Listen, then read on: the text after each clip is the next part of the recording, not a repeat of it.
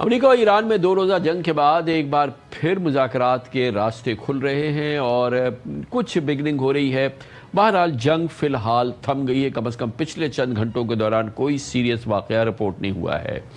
اس موضوع پر ہماری گفتگو ہو رہی ہے۔ ہمارے ساتھ موجود ہیں ممتاز سینئر صحافی فہد حسین صاحب، فیض رحمان صاحب ہمارے ساتھ واشنگٹن ڈی سی سے ہمارے ساتھ موجود ہیں، اور اب ہمیں جوائن کیا ہے اسٹریٹجک اور سیکیورٹی امور کے ممتاز کامنٹیٹر جناب اعجاز حیدر نے۔ بہت بہت شکریہ اعجاز حیدر صاحب۔ یہ فرمائیے گا کہ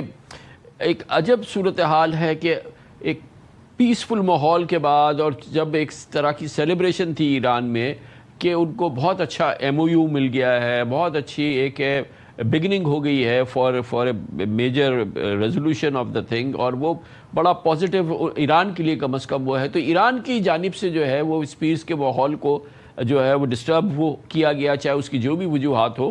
کہیں ایسا تو نہیں ہے کہ ایران اب یا اس کے کچھ ایلیمنٹس جو ہیں وہ اوور پلے نہ کر جائے اس پوری صورتحال میں، اور جو ان کے ہاتھ میں آیا ہے وہ بھی نکل جائے اور صورتحال خراب ہو جائے؟ جی خان صاحب، یہ ایک بہت اہم سوال ہے، اس کے حوالے سے گفتگو ہو رہی ہے اور بہت سے لوگوں کا مطمع نظر یہ ہے، اور یہ آپ کے سوال میں بھی یہ بات پنہاں ہے کہ یہ ہاتھ جو ہے یہ اوور پلے تو نہیں ہو رہا۔ یہ ایک بہت اہم چیز اس لیے ہے کہ اس کے بارے میں جو جنگ کے حوالے سے جو تھیورسٹ ہیں، جو جنگ کے حوالے سے جو ہمارے پاس جو امپیریکل ایویڈنس جو شواہد بھی ہیں وہ یہی ہیں کہ کلمنیشن پوائنٹ آف وکٹری جو ہے وہ کیا ہونا چاہیے، وہ ایک ججمنٹ کال ہوتی ہے، اور وہ بہت جو ہے اس کا مشکل سے ادراک ہوتا ہے، کیونکہ یہ کوئی حسابی ریاضی کا فارمولہ نہیں ہوتا کہ جس کو آپ جو ہے وہ حل کر سکیں۔ یہ دیکھنا ہوتا ہے کہ کس وقت آپ نے یہ کرنا ہے۔ میں ایک چیز یہ گزارش آپ سے یہ کرنا چاہوں گا کہ دیکھیے، ایران نے جو بات ہو رہی ہے کہ 3 ٹینکرز پر حملہ ہوا، اس کی وجہ کیا ہے؟ اس کی وجہ یہ ہے کہ ایران نے، اگر آپ مفاہمت کی یادداشت کا 5واں نقطہ دیکھیں تو اس میں بحری گزرگاہ کا ذکر تو نہیں ہے، لیکن یہ بات بالکل واضح ہے، 2 باتیں اس کے اندر، 3 باتیں اس کے اندر واضح ہیں۔ اس کا ٹیکسٹ اس وقت میرے سامنے نہیں ہے، ورنہ میں آپ کو پڑھ کے سنا دیتا، لیکن جو 3 اس کے اندر جو نقطے بہت اہم ہیں، ان میں سے ایک یہ ہے کہ 60 دن کی مدت تک، یہ جو عبوری مدت ہے، اس میں ایران جو ہے وہ بحری جہازوں سے کوئی فیس جو ہے وہ نہیں لے گا۔ ایک نقطہ یہ ہے۔ دوسرا نقطہ اس کے اندر یہ ہے کہ عمان کی سلطنت کے ساتھ مل کر ایک مذاکرات کرے گا ایران، اور ایک میکنزم جو ہے وہ ڈیوائز کیا جائے گا کہ اس گزرگاہ سے جو ہے اپنا خلیج سے عمانی سمندر کی طرف، اور واپس جو ہے یہ کس طریقے سے اس کا انتظام جو ہے وہ ایران کرے گا، مطلب ایران اور عمان مل کے کریں گے۔ جی، اسی کے ساتھ آخر میں یہ ہے کہ یہ جو بھی ارینجمنٹ ہوگا، یہ لیٹورل سٹیٹس جو ہیں جن کے اندر یہ ساری خلیجی ریاستیں آتی ہیں، ان کی جو حاکمیت اور حقوق ہیں ان کے اوپر زد نہیں پڑے گی۔ تو اس کے اندر ایک توازن جو ہے وہ پیدا کرنا کہ جس میں ایران کا معاملہ بھی وہ ہو جائے اور خلیجی ریاستوں کا۔ اب اس کے اوپر گفتگو ہو رہی تھی، اور یہ ایک بات، اس کا ایک جو بات ہو رہی تھی، جو عمان نے بھی اس کا ذکر کیا اور ایران نے بھی اس کے اوپر ساتھ کیا اس وقت، کہ ایک خلیجی تعاون کونسل کی نمائندہ ریاست ہوگی جو ایران کے ساتھ، اور وہ عمان ہے۔ اب ہوا یہ کہ اب یہ ایک معاملہ ہو گیا، ایران نے مفاہمت کی یادداشت سے پہلے سے یہ بات کہی ہوئی ہے کہ آپ صرف شمالی جو ہے گزرگاہ سے گزر کے جا سکتے ہیں، اور آپ ہمارے ساتھ کوآرڈینیٹ کریں گے۔ امریکہ نے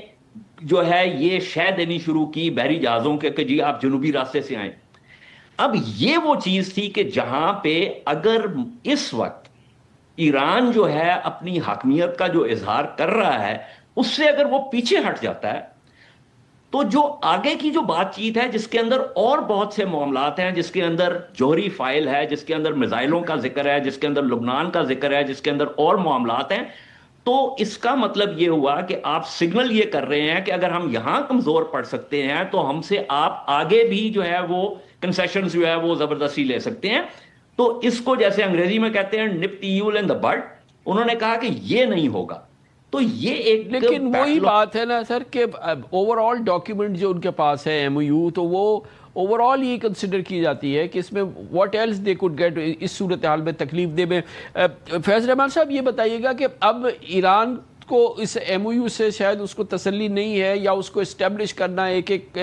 آرٹیکل کو وہ کوشش کر رہے ہیں اپنے عوام کو بتانے کے لیے کہ نہیں ہماری فتح جو ہے یہ حتمی ہے. لیکن امریکہ میں تو پریزیڈنٹ ٹرمپ نے تو اعلان کر دیا نا کہ وہ جیت چکے ہیں، انہوں نے ایران کی جو نیوکلیئر صلاحیت ہے وہ بالکل ختم کر دیا. اب ایران جو ہے وہ امریکہ پہ کوئی جوہری ہتھیار استعمال نہیں کر سکتا، اور یہ جنگ ہم نے جیت لی ہے. ہر طرح سے ایران کو فوجی اور ہر لحاظ سے اس کو ریزہ ریزہ ہم نے کر دیا ہے. لیکن اب یہ صورتحال اگر پھر ہوتی ہے تو کیا ٹرمپ مجبور ہو سکتے ہیں، چاہے اس کی وہ کاسٹ جو بھی دینا چلیں، کہ واقعی وہ ایک فل اسکیل وار کے اندر ایران کے ساتھ داخل ہو جائے،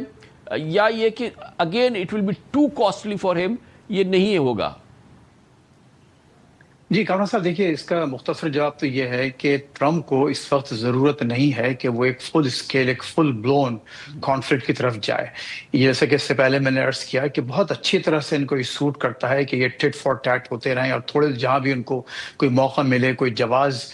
مہیا کر دیا جائے تو وہ جا کے ایک 150-200 تنصیبات کو مزید ماریں اور پھر معاملہ جو ہے تھوڑا سا ٹھنڈا ہو جائے. یہ بہت اس امریکن اسٹریٹجی کو بہت زیادہ سوٹ کرتا ہے، کیونکہ یہاں پر چیزیں رائل اپ نہیں ہو رہی. اچھا اب دیکھیے جو اپنے اعجاز حیدر صاحب نے فرمائی بات، تو میں تھوڑا سا اس پہ کہنا چاہتا ہوں کہ اس پہ جو آرٹیکل 5 ہے اس کا، دیکھیے مفاہمت کا وہ ایک میمورنڈم آف انڈرسٹینڈنگ کا مطلب یہ تھا کہ اس پر نیگوشیشنز ہو رہی تھی. اس کا مطلب یہ نہیں تھا کہ ایران کی حاکمیت یا سوورنٹی یا حق حاکمیت جو ہے تسلیم کر لیا گیا ہے اور اب بات وہاں سے شروع ہوگی. اس پر گفتگو ہونی ہے، اور وہاں واضح اس میں کوئی شک نہیں. آج وال اسٹریٹ جرنل نے بھی یہ لکھا ہے کہ it's a very poorly worded document article, لیکن اس میں کوئی شک نہیں ہے کہ باقاعدہ لکھا ہوا ہے کہ نہ صرف یہ کہ عمان بلکہ جو لٹورل ادر اسٹیٹس ہیں وہاں پر، ان کا بھی ان کے ساتھ مل کر آئندہ کے ارینجمنٹس پر بات کی جائے گی اور فیصلہ کیا جائے گا. اچھا دیکھیے اصل جو بات ہے وہ یہ نہیں سمجھ میں آتی کہ ایک ایسے موقع پر جبکہ رہبر اعلیٰ شہید کی تدفین، ان کی آخری رسومات جاری تھی اور پوری دنیا کا فوکس، اور ایک لحاظ سے دیکھیے ایک ہمدردی کی لہر مل رہی تھی. کہا جاتا ہے کہ 77 کے قریب ممالک وہاں شریک ہوئے، تو ایک زبردست ان کو ایک سمجھیے کہ اچھا ایک کور مل رہا تھا ڈپلومیٹک سمپیتھی کا. ایسے موقع پر ایک قطر جو کہ خود براہ راست ایک نیگوشیٹر ہے، اس کے جہاز کو، اور سعودی عرب جس کا ایک بہت بڑا اسٹریٹجیکل آئی پاکستان ہے، ان دو ممالک کے جہازوں پر حملہ کرنا، میں نہیں سمجھتا کہ اس میں کوئی اسٹریٹجک کوئی اس کی ویلیو ہے. کم از کم ایم او یو کے حوالے سے یہ زیادہ قرین قیاس یہی ہے کہ کوئی ایسا ایلیمنٹ ضرور ہے with in the power structure جنہوں نے یہ کوشش کی کہ نہیں ہم اس پر کسی بھی طرح سے یہ ہم تسلیم نہیں کریں گے کہ جہاز وہاں سے گزریں. اب دیکھیں نقصان کیا ہوا. نقصان یہ ہوا کہ بلاک ہیڈ دوبارہ نافذ کر دیا گیا ہے. جو 60 دن کا آپ کو ویور دیا گیا تھا آئل بیچنے کا، وہ انہوں نے اٹھا لیا ہے. اب وہ کس حد تک امپلیمنٹ ہوتا ہے وہ ایک الگ بات ہے، لیکن بہرحال یہ ایک واقعہ ہو چکا ہے. اب آپ کا یہ سوال کہ کیا ٹرمپ صاحب دوبارہ وار کی طرف جاتے ہیں؟ وہ نہیں جائیں گے، بالکل نہیں جائیں گے، اور نہ امریکی عوام یہ چاہتی ہے. اور یہ بالکل بہت اچھی بات یہ ہے کہ وہ ایران کو اس طرح سے کمزور کرنا چاہتے ہیں، اور یہی چیز نیتن یاہو اور اسرائیل کو سمجھائی جا رہی ہے کہ آپ خاموشی سے بیٹھے رہیں، ہم یہ چھوٹی موٹی کاروائیاں کرتے رہیں گے. لیکن اگر ایران کی ہسٹری پہ آپ دیکھیں کامران صاحب، تو بہرحال ان کی بھی ایک ہسٹری ہے، ایک تاریخ ہے. آپ دیکھیں عراق اس پہ بھی آتے ہیں فیض صاحب، اس پہ بھی آتے ہیں، لیکن میں